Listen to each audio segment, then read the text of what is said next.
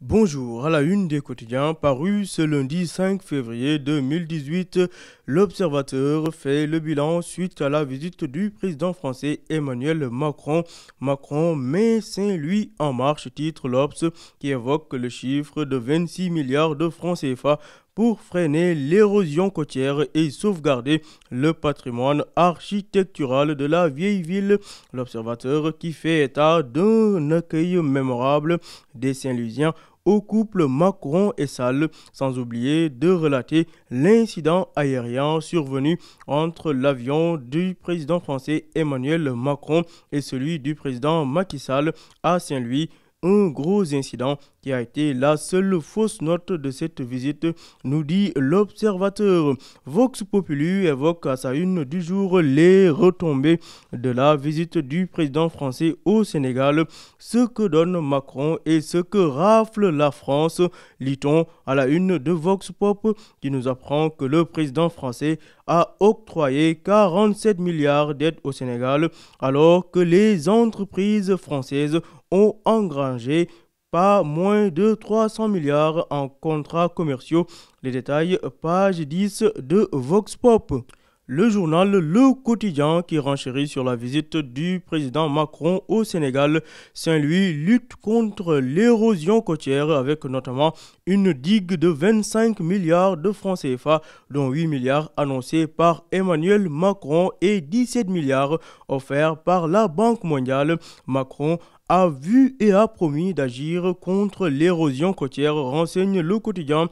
L'As, le journal, parle à sa une du jour de la tournée d'Idriss Seck, le président de Rewmi, à l'intérieur du pays. Il dit au contact avec la galère des paysans, titre l'As. En effet, Idriss Seck sillonne le sud-est du pays en perspective des présidentielles de 2019. Le leader du parti Rewmi se positionne d'ores et déjà. Les détails, page 7 de l'As. La une de l'As, nous y restons pour évoquer les décès des professeurs Hamidou Dia et Ibrahim Sow de l'IFAN. Un week-end macabre pour l'intelligentsia sénégalaise. Hamidou Dia tourne la page de la vie. Le conseiller spécial du chef de l'État pour la culture a tiré sa révérence hier, nous dit le quotidien. L'Observateur qui revient également sur l'affaire des pêcheurs guet-ndariens arrêtés en Mauritanie puis libérés. L'enfer en mer raconté par les 8 rescapés guet-ndariens qui ont échappé à la furie des gardes-côtes mauritaniens.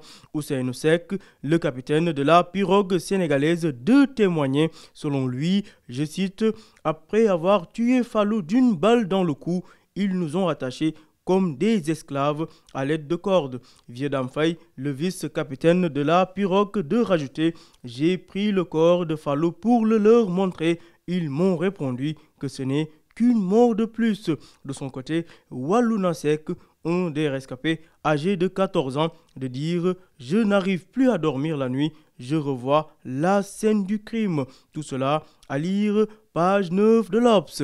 Déclaration du secrétaire général du Parti socialiste Ousmane Tanor Dieng lors de la journée Sargal qui lui a été dédiée par les femmes du Parti socialiste. Tanor tourne la page Khalifa. Selon lui, c'est une page qui est définitivement close. Une autre s'ouvre devant eux, a déclaré Ousmane Tanor Dieng dans les colonnes de Vox Populi. Dans le quotidien, Tanor dénonce la vente des cartes par les pro-Khalifa et crie à l'usurpation. Le journal Les Échos nous apprend qu'Ousmane Tanor Dieng s'est proclamé secrétaire général du Parti socialiste avant même le congrès. Le journal Les Échos qui évoque par ailleurs la démission refusée du capitaine Dieye. Le capitaine Dieye tire sur l'armée. Selon le capitaine, il a utilisé tous les voies et moyens autorisés par la loi, mais l'armée refuse sa démission. Pire, ils auraient même appelé et menacé son père, a déclaré le capitaine Dieye. De son côté, le colonel Ndiaye de la DIRPA de préciser « L'armée ne se cramponne à personne ». Les détails, page 5 des Échos. Le journal Libération libère sa plume pour faire des révélations explosives sur l'enquête faite par la Banque mondiale Sudatel sur la piste des commissions. Peut-on lire à la une de Libération qui nous apprend que des mouvements financiers à Monaco entre Bibo Bourgi et Cherfaye ont été cités dans le dossier. Sudatel mise en cause par la CENTIF dans le versement des pots de vin de MDI. Selon Libération, Jean-Louis Héraille, le conseiller de la Banque mondiale, recommande des investigations en Angleterre et fait des révélations fracassantes à lire dans Libération. Sport mondial 2018, Stade parle des matchs amicaux des Lions du football du Sénégal. Les Lions qui pourraient affronter la Bosnie en mars et la Croatie au mois de juin. Ligue pro sénégalaise, Ndofène Fall, le porte-parole de la Ligue sénégalaise de football, claque la porte, nous apprend l'As le journal. Lutte avec frappe, Modulo veut un autre combat avant la fin de la saison, renseigne l'Observateur. À vos journaux et bonne lecture.